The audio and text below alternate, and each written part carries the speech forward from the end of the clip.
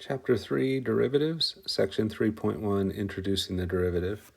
We got a sneak peek of derivatives in Chapter 2 when we looked at the topic for objects in motion of looking at first at an average velocity and then converting that to an instantaneous velocity.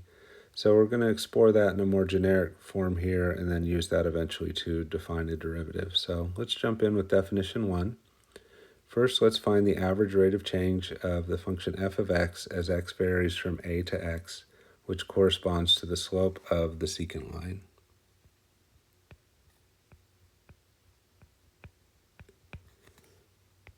So we have this point P and this point Q, and we want to look at the slope of the secant line that's joining those two. So I'll trace over the one they already have here. So we're trying to find the slope of that line right there. And since it's a slope, that's going to be change in y over change in x. And so if you look over here, the x value of q we've just labeled as x, so its y value is going to be f of x. At p, the x value is a, so its y value, which isn't labeled on the graph, will be f of a. So when we do change in y over change in x, in the top we have the y value for q minus the y value for p divided by the x value for q minus the x value for p. So that's going to be our average rate of change, or the slope of the secant line. So then we want to move from there to the instantaneous rate of change at x equals a, which is, or point q, which corresponds to the slope of the tangent line. And so then the idea there is that we're going to move this q point along the graph closer and closer to p, and that will have the effect of swinging the secant line over until it lines up with that red line they've drawn in, which would be the slope of the tangent line. So we're going to want to take a limit as q moves to p to get this instantaneous rate of change. So the instantaneous rate of change is the slope of the tangent, and it's going to be the limit as the x value for point q moves over to a, which is the x value for p, but it's going to be the limit of the same thing we just wrote above, the slope of those secant lines. It's just that we're kind of, as I showed in the picture with the red arrow, we're rotating that secant line into a tangent line by taking the limit. So let's see what that looks like in practice. So we'll go for an example. Find an equation of the line tangent to the graph of f of x equals x squared plus x at the point 1, 2. So right there is our point that we're interested in. That green line that they've drawn in there is the tangent line, and we're going to try and find its slope. So the slope of that tangent line is going to be equal to the limit as x approaches a, but in this case the a is the x value of the point we're interested in, which would be 1. And then that's going to be of f of x minus f of a, but again, that's going to be a 1 in this case. And then x minus a on the bottom, but again, a is a 1. So normally this, and this would be an a, but because our point over here has an x value of 1, that a is 1. So that's what we're plugging in there. So now let's keep working on this. So we want the limit as x approaches 1 of f of x. So we know the f of x function, it's right here, x squared plus x, so we're just going to copy that down.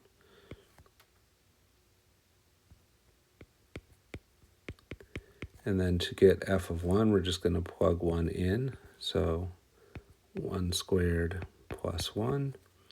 And then in the denominator, we have x minus 1. Now, if you were to try direct substitution, you can see right away that that ends up being a problem, because if you put a 1 in there, you're going to get a 0 in the denominator. Typically, the way this works, you'll get a 0 in the numerator too, and that means that we want to use those techniques we learned in Chapter 2 to somehow try and simplify, get that x minus 1 to cancel, and then hopefully eventually use direct substitution. So let's keep working, see how that comes to pass. So the limit as x approaches 1 of x squared plus x. And then let's see, inside we have 1 squared, which is 1, plus 1, which is a total of 2. So that becomes a minus 2 over x minus 1. The hope would be that numerator would factor. So let's give that a try. We need two numbers that multiply to negative 2 and add up to positive 1. When you're factoring in, there's just a lead coefficient of 1. You need two numbers that multiply to this number and add up to this coefficient, which is a 1. So two numbers that multiply to 2, negative 2, and add up to 1. Plus 2 and minus 1 should get the job done there. And then that works out nice because in the bottom we have the x minus 1. Those cancel. And we just end up with the limit as x approaches 1 of x plus 2. There's no longer any denominator that's going to cause problems, so we can do direct substitution, 1 plus 2, and get 3. And then that will be the slope of our tangent line. So very key piece there, not quite the answer, but a very key piece. Not quite the answer because they didn't just want us to find the slope of that secant line, they also wanted us to find the equation of the tangent line, so we've got a little bit more work to do. So let's do that work. So what I'm going to use is the point slope form of the equation of a line, which is y minus y0 equals m times x minus x0, where the x0, y0 is the point of tangency, which is that 1, 2 up above. So let's plug in. So we'd have y minus the given y-coordinate, which looking up at the graph, the y-coordinate was 2 for the point of tangency, equals the slope, which we just found to be 3, times x minus the x-coordinate up above, which was a 1. So as soon as we do that step right there, we've got the equation of the tangent line.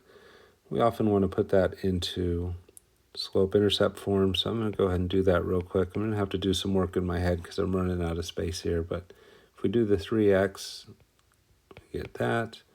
3 times negative 1 would be negative 3, but to get this minus 2 to the other side, we'll have to add 2 to both sides. So we'll have the minus 3 from the distributive property and then plus 2, so that should create a minus 1 overall. And that's going to be our equation of our tangent line. So there's the answer to the overall question. And then just one final check.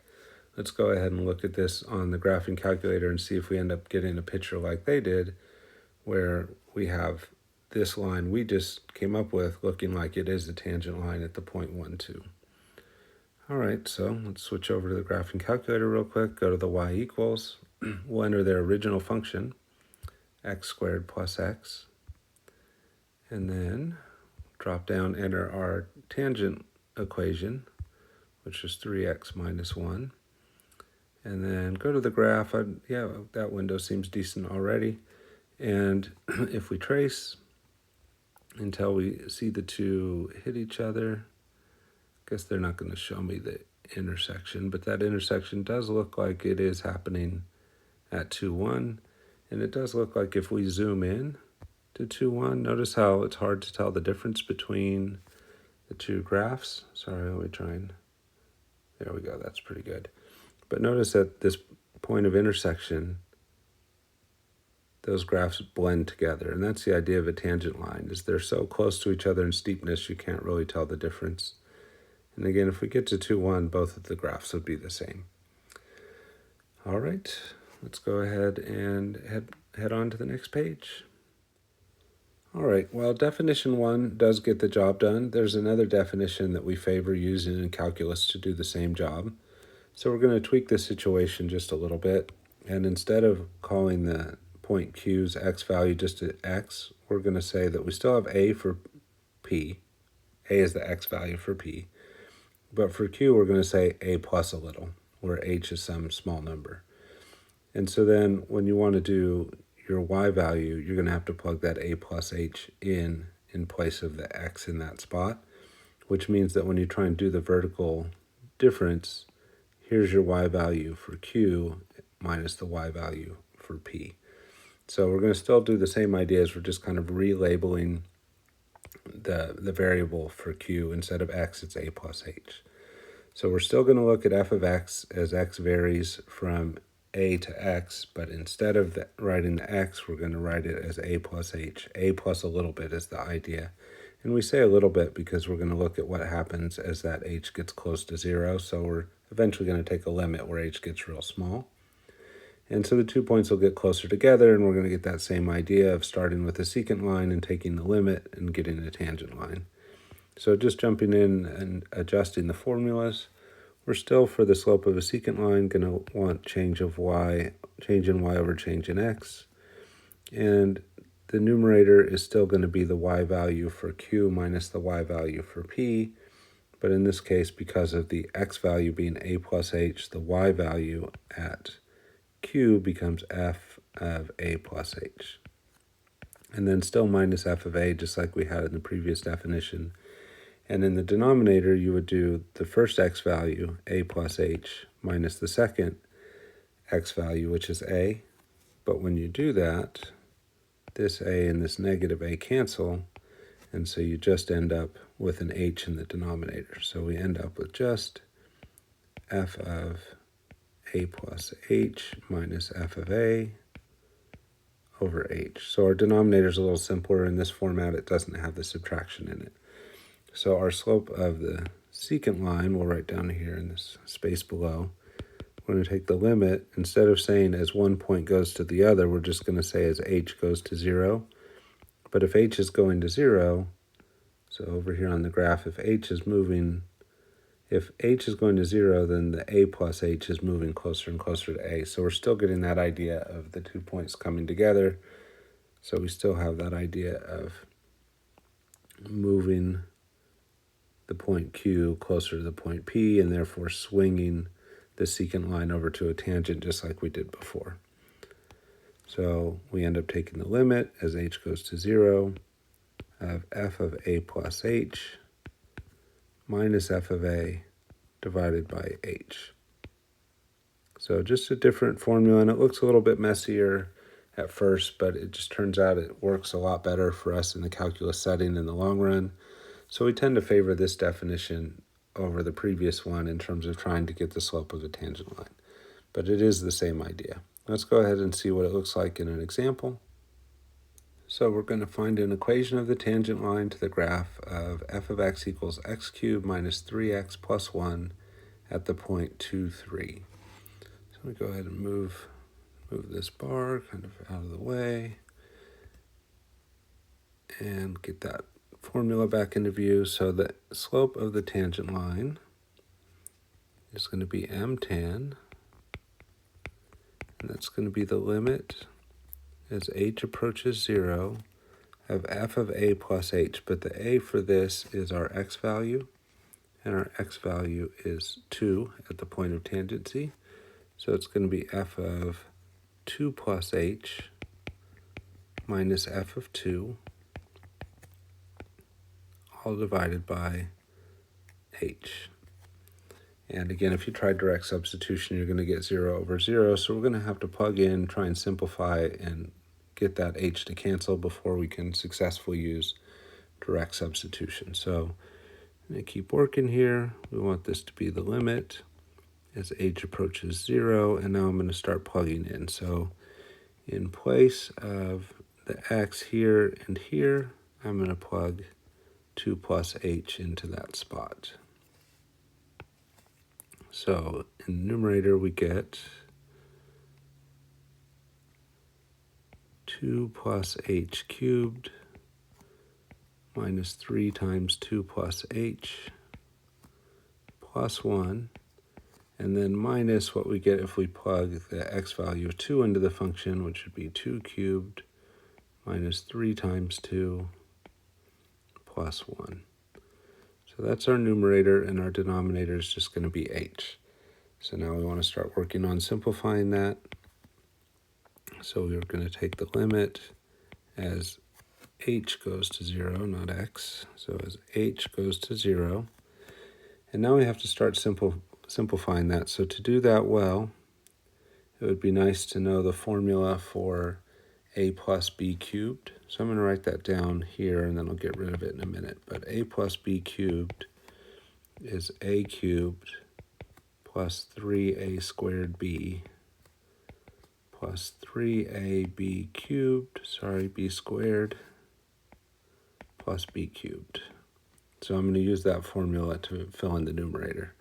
So 2 plus h in place of a plus b.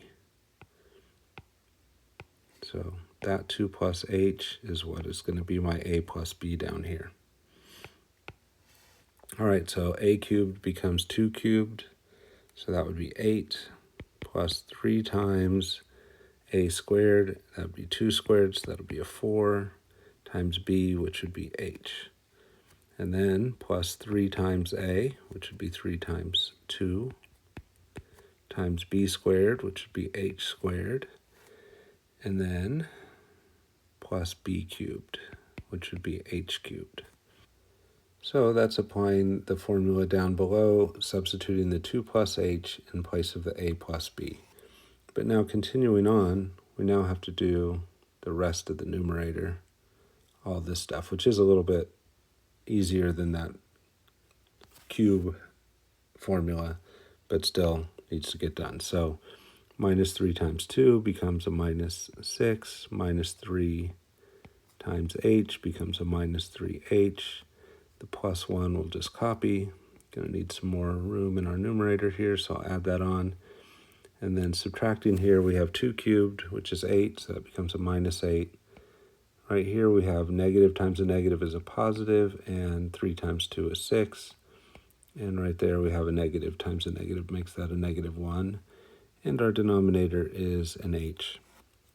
And then we just get all kinds of great cancellation that starts to happen. So we have this 8 right here, cancels that negative 8 right here. This minus 6 cancels that plus 6. This plus 1 cancels that minus 1. So what's really great about that is that everything that's left over after we cancel has an h in it. So why is that good? Because our denominator has an h. So that's going to allow us to factor out the h in the numerator, cancel it with the h in the denominator, which should allow for direct substitution. Before we go on, we're going to need some space. So let me get rid of this formula down here. But if you don't know the cubing a binomial formula, that is one that you should attempt to memorize. It does come up in future problems. They throw that in every once in a while, a cubic, and it's so much faster if you do it this way. By the way, if you don't do it that way, you have to multiply it out longhand, term by term. It's much messier. All right, so continuing on, we're still working on the limit as h approaches 0, but now every term that remains has an h, so I'm going to factor that out. Going term by term, the first one with the h, we factored out the h, the 3 times 4 remains, that's a 12. Moving on to the next term, it was 3 times 2 times h squared, we factor out an h, that becomes 6h. There's an h cubed next, factor out an h, now that's an h squared. And the last piece is a minus 3h. If we factor out the h, that just becomes a minus 3. We have that h in the denominator. Those two h's cancel. Direct substitution is now going to be a possibility for us because we won't get a 0 denominator. So we're going to plug that 0 in for h. So we have 12 plus 6 times 0 plus 0 squared minus 3. So these two terms get wiped out by the plugging in of the 0. We're just left with the 12 minus 3, which gives us a 9, and that is equal to the slope of our tangent line. All right, so there's the slope. That wasn't the question, though. The bigger question was find an equation of the tangent line. So we need to keep going. So we're going to use that point slope formula that I introduced on the previous page. So just a reminder of that one, y minus y0 equals m times x minus x0. So we start plugging in the y value for their point of tangency. If we go back up, that was the ordered pair 2, 3. So the y value is 3. The slope we just found was 9 times x minus the x value, which was 2 at our point of tangency, and then do the same sort of simplification for the y equals mx plus b format. It did, by the way, just ask for an equation. So in that sense, there is an equation. But when you're working in the online homework, they often want you to put it in the y equals form. So you'd want to be able to clear parentheses, move the 3 over to the other side. So doing those steps, y minus 3 equals 9x minus 18. Add 3 to both sides. And we end up with just a y equals 9x minus 15. And so that should be the slope or the equation of our tangent line. And since we're new to this, and since we're using a new process, we'll go ahead and check this, make sure it checks out graphically. So let's go ahead and switch over to the graphing calculator. For the y equals, we'll put in our original function, so x raised to the third. The raised key, by the way, is that kind of up arrow just above the division key. So if you're not familiar with the exponents on the graphing calculator, that's how you do that. And then minus 3x plus 1, arrow down to the second slot, put in the equation we just came up with for the tangent line, which was 9x minus 15. Have a look at the graph. I just have it in Zoom Standard right now, and the tangent line was supposed to be at the point 2, 3. So tracing in there, going over to 2, it looks like that is happening right about 2, 3 for the both intersection and the coming together of the two lines. If I do zoom in, it looks like those two graphs are coming together. Let's move over there to 2, right there. See how the red and the green just kind of are blending together, kind of becoming 1. So that's what you want to happen. If you've really found the tangent line, when you go through that point where x is 2, it should be hard to tell the difference between the graph that we started with and the tangent line that we've drawn, and they should come together and intersect at that point, and it does look like that's happening. All right, on to the next page. All right, with those examples under our belt, we're ready to go ahead and move on to the derivative. So in the previous examples, we computed the slope of a tangent line at one fixed point. If the point is moved, the tangent line moves, and generally the slope changes. So the idea of the derivative is to come up with a formula that would calculate the slope at any point on the graph instead of a specific point on the graph. So that's what we're going to try and do here with the derivative of a function. So the derivative of f of x with respect to x is the function f prime of x, and it's given by this definition. We say that f prime of x is equal to the limit as h goes to 0. So we're using that definition 2 idea of slope of a tangent line. But instead of a specific x value that we call a, we're going to leave the variable x in there and say we want f of x plus h minus f of x divided by h. So that's the same formula as before, but we're leaving x in place of a. So we have kind of a generic formula that will work at any point x on the graph. So that is our derivative formula. Some notation things, there's some other ways that we can denote f prime of x. Sometimes because y is equal to f of x, we'll just ask for y prime is another way of asking for the derivative. So y prime is the same as doing f prime of x, and that's the same as doing dy dx. That last one may seem the most confusing, but think about what we're doing. We're doing change in y over change in x, so that's that y over x change, but we're putting the d in there instead. And if you look at the definition or the wording here, we're saying we're taking the derivative, so that's kind of like that d, of the y value with respect to the x value. So it shows, in this format, it shows what the variable is that we're differentiating, and in the bottom, what it's with respect to. And that may seem like extra information now, but it turns out to be important later, especially as you move into Math 2, but we still use it even later in this course. All right, so back to filling in the definition. The process of computing the derivative is called differentiation.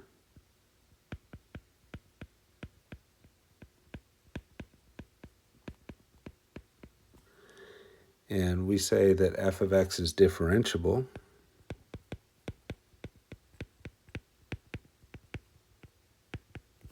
at x equals a if f prime of x exists.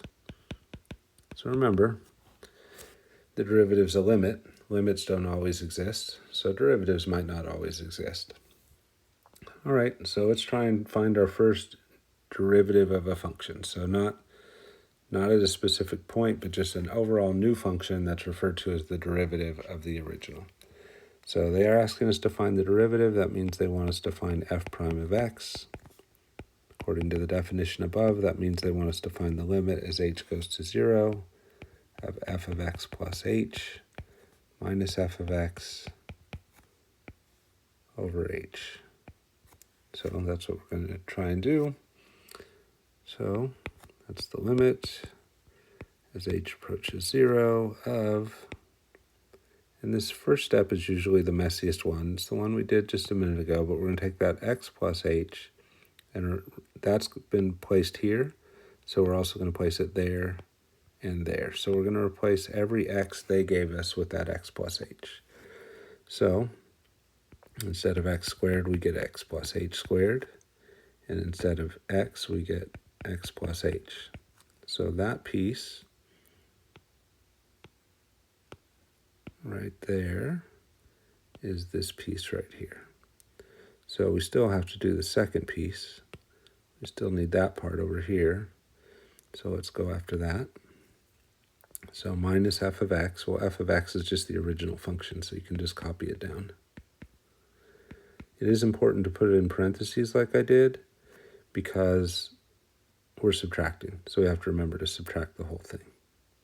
So just to keep the highlighting going, those two orange pieces are matching up with each other. And in the denominator, we just have the h.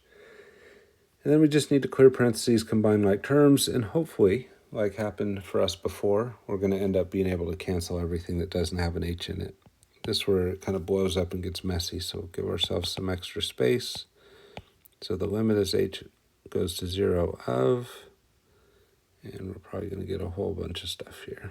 So x plus h squared is x squared plus 2xh plus h squared. The plus x plus h, we can just drop those parentheses. And on the last one, we're distributing the negative, so that'll become minus x squared and minus x. And we have a h in the denominator. And again, kind of switching to what we did before. Let's see what we can cancel first. So this x squared cancels that negative x squared. This minus x cancels this plus x. And now if we look at what's left over, every term that's left over has an h, which means we're going to be able to factor that out and cancel.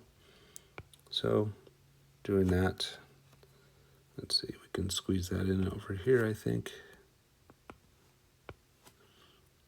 So this is equal to the limit as h approaches 0. We're going to factor an h out front. What's left from the first term, just 2x. From the next term, which was an h squared, there will still be an h. From the third term, which was just an h, if you factor the h out, there will just be a 1. And then in the denominator, we have the h. That's that good news where the h cancels, allowing for direct substitution. So our next step would be to do that direct substitution of h in h equals 0 in for the h, which is just that spot right there. So if we do that, we get 2x plus 0 plus 1, which simplifies down to just 2x plus 1, which is our f prime of x function.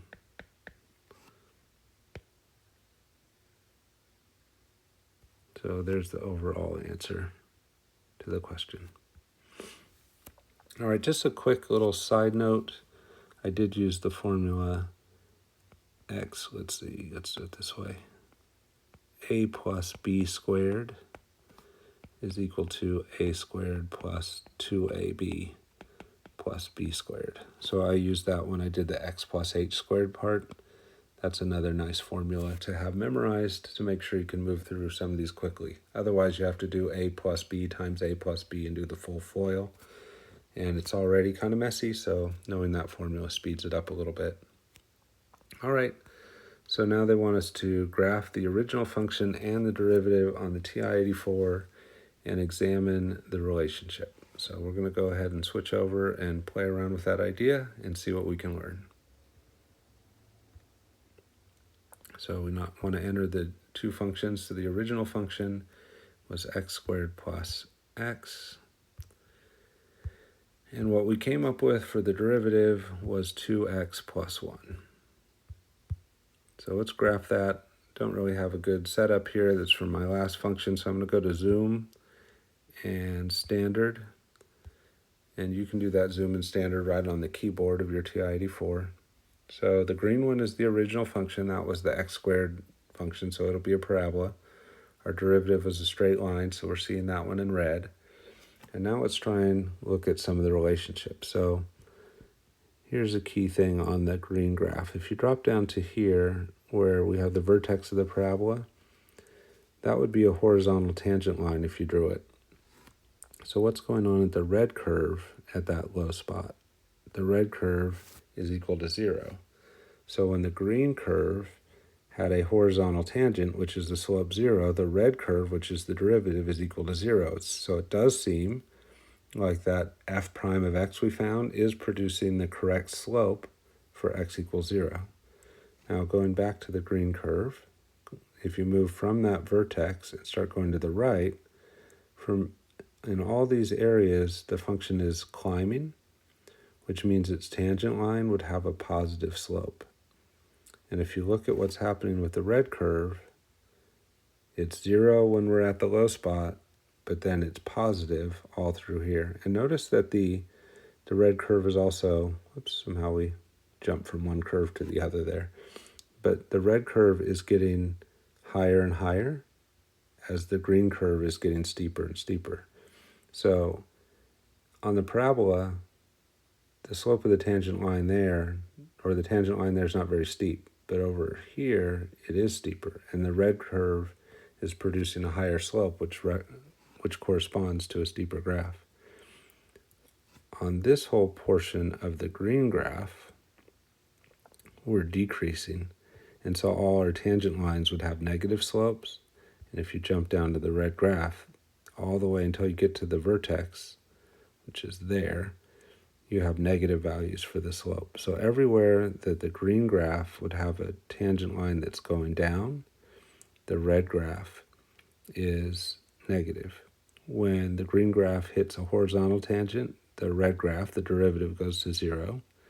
And when the green graph, the original function, starts to have positive slopes, the red graph, which is the derivative, starts to have positive values. So it really does look reasonable that this new function we found is giving slopes at different points on the graph, and we'll explore that as we move on and continue to practice on the next page. All right, on this page we're going to just practice finding the derivative a couple times so that we can see the mechanics of it, and then we'll return to the idea of looking at slopes of tangent lines and relationship between the graph of a function and its derivative as we continue on to the next page. But for now, just some practice on the mechanics. So let's find the derivative of f of x, which is equal to 1 over x. So that derivative we're trying to find, we would call f prime of x. It would be the limit as h goes to 0 of f of x plus h. We'll just start off writing down the formula, especially since we're new at this. So f of x plus h minus f of x divided by h. And now we'll start plugging in. So still a limit out front. So the limit as x approaches 0 for our numerator, x plus h. So what are we going to do? We're going to take that x plus h, we're going to plug it in for that x right there. So that goes in the denominator. So it's going to be 1 over x plus h minus the original f of x, which is just 1 over x, and then h in the denominator. If you try to plug a 0 in right now with direct substitution, obviously you get a 0 in the denominator. If you look at it, you end up getting a 0 in the numerator also. So we need to try and somehow make that zero denominator go away. So one way we can do that is to simplify the complex fraction. So we have fractions in the numerator of our main fraction. The common denominator of those is x times x plus h. And if you multiply top and bottom of the main fraction by that, that's one way to simplify that. That should lead us to be able to cancel. So we'd still have the limit as h approaches 0. And if you multiply these two together, this x plus h would cancel with that x plus h. What would be left over is the 1 in the numerator and the x in the denominator. So that 1 times x would just be an x. The cancellation is temporary. I'll explain what I mean by that in a second, but we just get, when the x plus h is canceled, we have 1 times x, which is just an x. And then minus, so now when we do the next one, cancellation from the first is gone, and we're doing fresh cancellation. So now in the second one, this x cancels that x, and what's left is this 1 times that x plus h and the minus sign. So we have the minus sign written down already, and then we have the 1 times x plus h, no need to write the 1. So now there's our numerator, and it no longer has fractions in it. Our denominator we do not want to multiply out. We just want to leave it as h times x plus h. Remember, the goal is to get that h to cancel in the denominator so we don't have a 0 when we try direct substitution. If you clear the parentheses on the bottom, it makes it harder to cancel. But in the top, we do need to clear parentheses and combine like terms. So up top, we get the limit as h goes to 0 of x minus h, distributing the negative sign there. And then on the bottom, we have h times x plus h, so still just leaving that as is. But we do get some good cancellation. The x's cancel, leaving just an h in the top, which we'll be able to cancel in the next step. So limit as h goes to 0 of just a negative h in the top and an h in the bottom times x plus h. And those h's can cancel. So we still have a limit because we haven't plugged in yet, but we're about to. So we have negative 1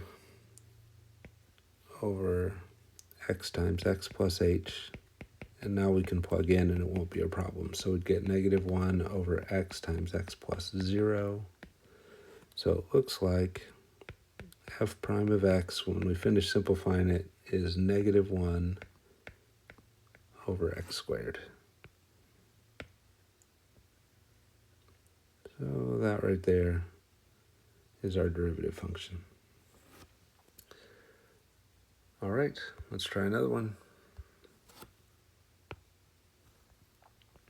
So find the derivative of f of x equal to the square root of x. So same approach. We're looking for the derivative, so we're looking for f prime of x.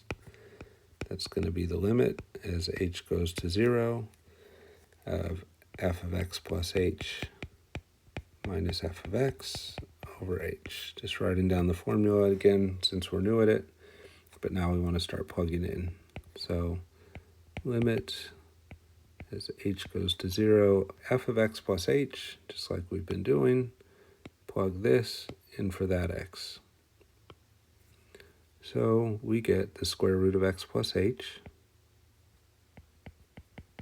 and then minus f of x, which is just the square root of x, and then all of that is over h. Again, direct substitution would get us in a spot where we have 0 over 0, so we need to somehow simplify the numerator in a way that allows us to cancel that h on the bottom. We have a difference of 2 square roots in the top, so a trick we saw in chapter 2. We're going to multiply by the conjugate. We're going to multiply by x plus h plus the square root of x, which will create a difference of squares up top. And so talking that through, we have a minus b, a plus b. So that'll create an a squared minus b squared and cause the denominator, the radical to go away. If you're going to multiply the numerator by that, you also have to multiply the denominator by that. So square root of x plus h plus the square root of x. All right, so let's see the magic happen with that formula. We're taking the limit as h goes to 0. On the top, we have a minus b times a plus b. So we get a squared. So a squared minus b squared. And in the bottom, we're just going to leave that as is so that h can eventually cancel. Once that's gone, we can do direct substitution. But can't cancel yet. We still got to simplify the numerator. So square root of x plus h squared is just x plus h, minus the square root of x squared, which is just x. You can see the magic happening. The x's are going to cancel, just an h left. And in the bottom, we have that h, the square root of x plus h plus square root of x. But we can cancel that h in the next step. Let's just go ahead and clean up what we've got so far. So this is the limit. As h approaches 0, I have just an h up top. And there's an h on the bottom that can cancel with that. And the leftovers will be the square root of x plus h plus root x. So direct substitution is no longer going to cause a problem for us now that these h's cancel. So we'll move on to direct substitution. Up top, everything canceled, so there's still a 1. And then plugging in, we don't need those parentheses anymore now that the h is canceled. So we have the square root of x plus h, but we're doing substitution of 0 for h, plus another square root of x right here. So both of those are basically square root of x's. So simplifying that, we have 1 over 2 square root of x's, and that is going to be our f prime. So those are the two trickiest cases for us. They're just kind of remnants from what we had back in chapter 2. We did the same sort of thing in limits in some places, and those were the tricky ones where you had to either rationalize by doing the conjugate multiplication like we did here, or up above simplify the complex fraction. But we still are going to do that so that we can get to a direct substitution point, which is finding us the derivative. And on the next page, we'll get back again to looking at how these derivatives help us find tangents. All right, moving on to another example, we're going to find the derivative of f of x equals 3x. So that's an f prime of x that they're asking us to find. So we're going to start off saying f prime of x equals, and we're going to write down our formula, which is the limit as h approaches 0 of f of x plus h minus f of x over h. Then we're going to start plugging in. So still need the limit out front. We're going to plug x plus h in for the x, so we get 3 times x plus h, and then minus the original f of x, which is just 3x, and all of that is over h. Clear parentheses and combine like terms. So when we do that, we get the limit as h goes to 0 of 3x plus 3h minus 3x all over h. And then we get some pretty good cancellation here. These x's cancel. That allows us to cancel the h's in the next step, so let's go there. So we get the limit as h approaches 0 of just 3h over h. The h's cancel, so we just get 3, and the limit of a constant is just that constant, so we just get 3. And that would be our f prime of x.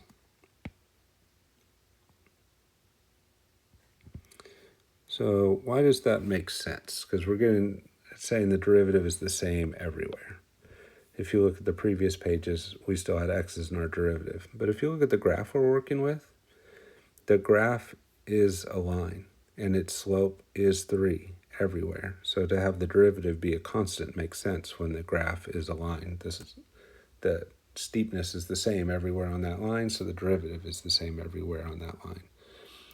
Then they ask us to do something that's a little kind of funny in this one. They want us to find the equation of the line that's tangent to this function at x equals 1. I'll see why that's funny as we go on. Maybe it's only funny to me at this point. Let's start out by finding the slope of the tangent line, which would be the value of the derivative at the x value of interest. And the x value of interest is x equals 1. So we want f prime of 1. But when your derivative is a constant, in this case equal to 3, then the derivative is 3 everywhere, no matter what the x value is. So the slope of our tangent line is going to be 3. And then we need the y value to get the equation. So f of 1 would be the y value of the original function. It's 3 times 1, which is just 3. So those two pieces together, they're just telling us that this goes through the ordered pair 1, 3. That's our point of tangency. So that's going to be like our x0 and y0 in the point slope form. So then doing point slope, we would do y minus the y coordinate, 3, equals the slope, 3, times x minus the x coordinate at the point of tangency. So if we clear parentheses, we get 3x minus 3. But if we take that minus 3 and bring it over, that's a plus 3. And then those two 3's cancel. And so we just end up with, for our tangent line, y equals 3x. So maybe now you're starting to see why I was saying it's kind of a funny thing for them to ask us for the tangent line, because the tangent line we got is actually just the original function. All right, here's our tangent line, y equals 3x. What was our original function? F of x equals 3x. Why is that happening? Because the original function was a line.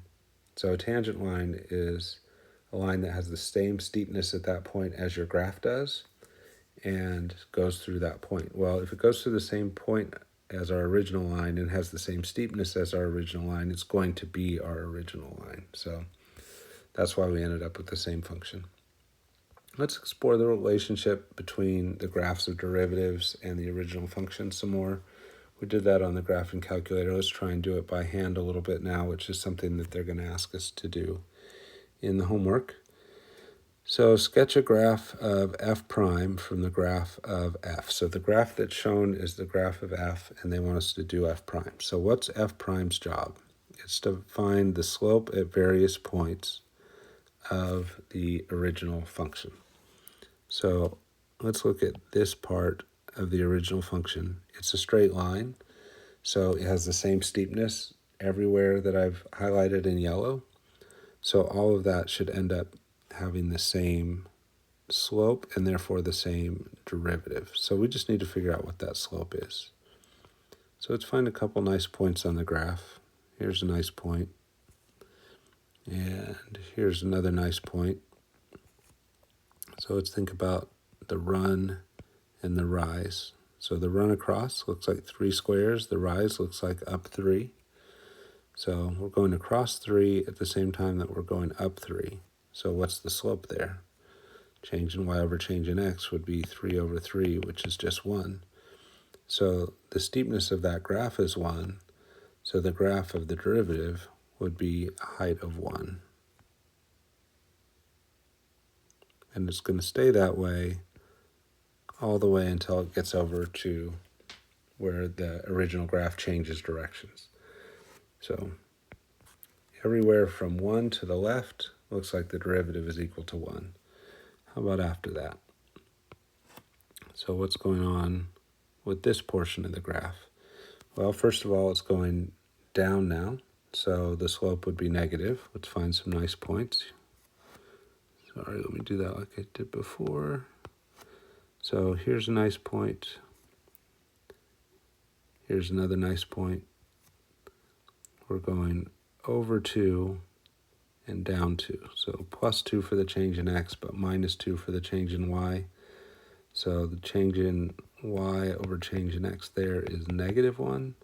So the slope for this green portion of the graph is always negative 1, so its derivative should be negative 1. So from here to the right, the derivative should be negative 1 because that's the slope of the graph the whole time. So how about at 1? What's the value of the derivative there? Well, what you want to do is kind of think of sort of a limit idea.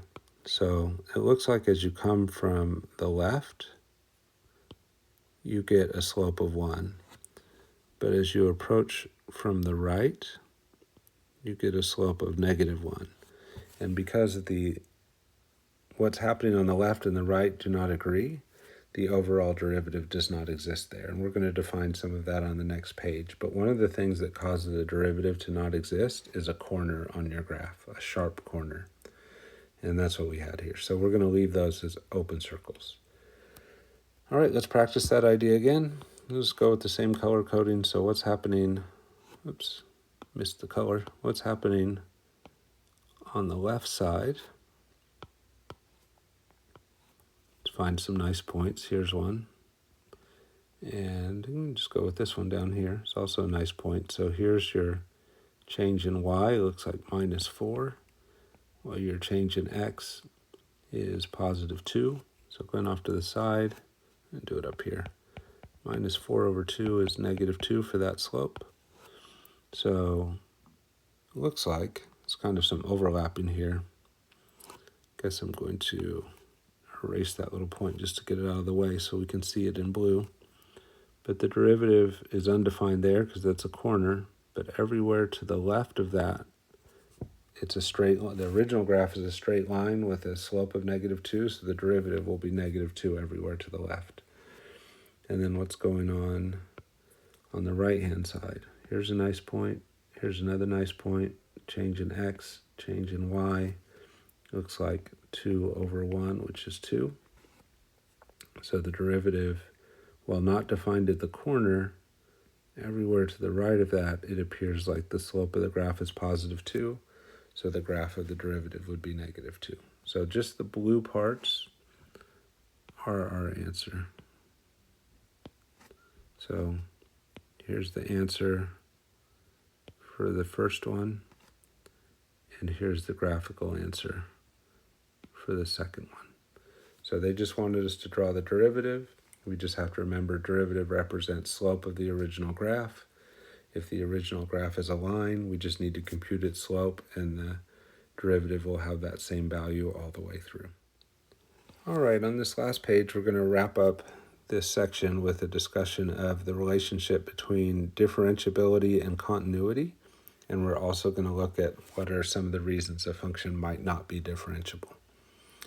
So first theorem, 3.1, differentiable implies continuous. So we say if f is differentiable at a point A, then f is also continuous at that point A. So wherever the derivative is defined, the function has to be continuous. So we don't do a lot of proofs, so I'm going to go ahead and show you one here. So to show continuity, we have to show that the limit as x approaches a of f of x equals f of a. So we're going to start off looking at the limit as x approaches a, and then we're going to start doing some weird stuff because it helps prove what we need to. So the first weird thing that we do is we subtract and add f of a. So that may seem weird, but it's valid. Those two things would just cancel out and take us back to the original f of x. But they're being introduced so we can build a difference quotient. And that f of x minus f of a right here helps us do that. So there's the pieces from the previous step carried over. And then we introduce another extra thing because we want the difference quotient. So we put an x minus a in the denominator underneath the f of x minus f of a. But to keep that balanced, we multiply on the right by x minus a. So those two pieces would cancel. So we don't want to cancel, but if we did, sorry, let me get that back to a pen. If we canceled this, and then this, and this, we'd be left with just f of x, which is where we started. So all those pieces are making this look very different, but they're not actually changing the value. Now, why did we do all that? Because now we can start breaking the limit up and take the limit of this piece, and this piece separately. So I'm going to look at the limit as x approaches a, of f of x minus f of a over x minus a times the limit as x approaches a of x minus a, and then that's going to be plus the limit as x approaches a of f of a. So what happens with this? Well, this piece right here is the definition 1 of instantaneous rate of change. So that is an alternative version of the derivative formula. So this would be f prime of x, provided that the function is differentiable. But it does say up here if f is differentiable. So they're kind of giving us that it's differentiable, so we know the derivative would exist, and it would be called f prime of x. All right, but here, when you take the limit as x approaches a, right here, you would plug in a for that x, and what's that going to give us? Through that direct substitution, we would get a minus a. So that's going to be a 0. And on the last one over here, f of a is just a constant, and when you take the limit of a constant, you just get whatever that constant is. So what's going to happen? We end up with this piece right here is a 0, which causes that whole piece to drop out because you get 0 times f prime of x. So we end up with just f of a. All right, so what happened? Switch to orange. We started out trying to find the limit as x approaches a of f of x. We ended up with f of a. In order to show a function is continuous, when you try and find the limit as x approaches a of f of x, you need to get f of a. That's what happened, so the function is continuous. So differentiability means continuous. So that's going to be nice. We're going to find some rules later on that make finding derivatives easy. So if we can quickly find a derivative and see that it's defined everywhere, then we'll end up knowing the function is continuous everywhere, and that'll be a nice tool for us to have in our bag. Now, an alternative way of stating that theorem is to kind of turn it around on its head and say if f is not continuous at a, then f is not differentiable at a. So we learned in the previous theorem if it's differentiable, it has to be continuous. So therefore, if it's not continuous, it must not be differentiable. And that helps us start to think about, what are some things that cause a derivative not to exist. So one of them from that theorem 3 alternative is f is not continuous at a will mean that f is not differentiable. So if any of these conditions hold that we're talking about right now, then f will not be differentiable. So one of those is if the original function is not continuous. Another one is that we talked about on those previous graphs is if the function has a sharp corner at a, then it's not going to be differentiable there. And another common reason for a function not to be differentiable is because it has a vertical tangent. So why that one? Well, if a function has a vertical tangent, what is the slope of a vertical tangent? It's undefined. Vertical lines have an undefined slope, and the derivative is the slope. So if the slope is undefined, the derivative has to be undefined. So those are the 3 most common reasons that a function would end up being not differentiable. So looking at these graphs, where do we have spots of not differentiable happening? So right here, the function can't be differentiable there because it's not continuous there. There's a break in the graph. So that corresponds to this one. And then how about the idea of a corner? So that looks like this one right here, so the function wouldn't be differentiable at 2. And then how about the idea of a vertical tangent? We can do that one in this color. That would be right here. Looks like the graph is getting a vertical tangent, and if the tangent is vertical, the slope of the tangent is undefined, and therefore the derivative is undefined. There can be other reasons a function would end up not being differentiable. but those are the main ones. All right, there's our first look at differentiability. So we've got to return to limits as we work on this homework section. As we move forward, we'll find some rules to make finding derivatives easier. But for now, we're going to use that initial definition and practice those limits from chapter 2. All right, that wraps up 3.1.